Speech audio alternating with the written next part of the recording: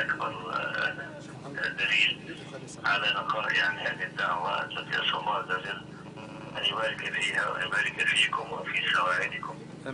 وأطمئنكم على أي حال أن الوضع في مصر ليس بهذا السوء الذي يظهر. وكنا بنقترح على الرئيس يعني أنه يعني قلنا له لو تغلق 5 قنوات وتغلق 5 جرائد أو 5 صحف يعني الدنيا تستقل. أحسنت يا سيد.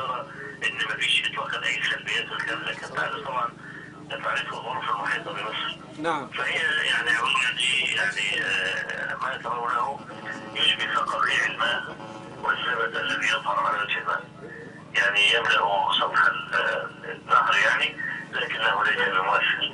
وده برضو أرجو أنكم يعني تعتقدوا أن أنا لا أهون من حقيقة الخصوم، ولكنهم في الواقع فعلا ليس لهم وزن حقيقي في الشارع. بشرك الله بالخير يا شيخ. انه انا حذر بطبيعه الحال فيما يتعلق بالاوضاع العامه، ولكن مع حذري انا شايف انه الحقيقه انه في ثمرات ايجابيه احنا بنراها على ارض الواقع. يا رب. الله يبشرك بالخير يا سيدنا. طب الإخوة بيسألوا حضرتك عن الدستور، يصوتوا بنعم ولا لا؟ طبعا تصوت بنعم، لان هو يعني انا عايز اقول هناك فرق بين المأمول والمتاح. المأمول ان يكون الدستور افضل من هذا، لكن المتاح الان هو ما يعني جاهد فيه اخواننا في التأسيس وبذلوا اقصى ما يمكن ان يبذل من جهد، يعني على مدار 6 اشهر عمالين يتكلموا عن الامس المستشار الجرياني رئيس اللجنه التأسيسية. نعم.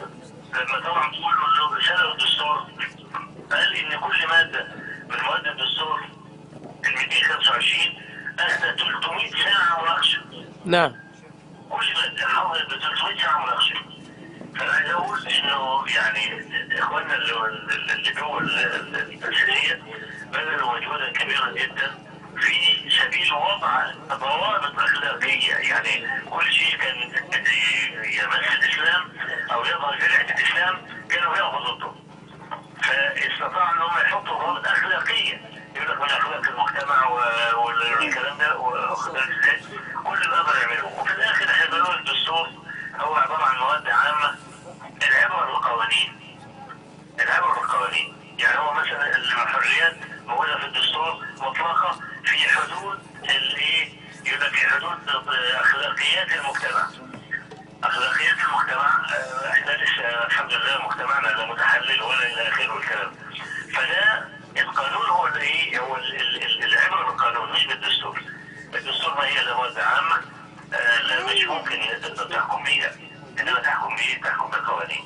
فعشان كده انا بقول يا اخواننا، حتى بعض المشايخ من اخواننا الذين اعترضوا على الدستور وقال لك انا لن اصوت للدستور لانه غير اسلامي، اعتقد ان اخواننا يعني اهملوا قاعده ارتكاب اخف الضررين في المساله.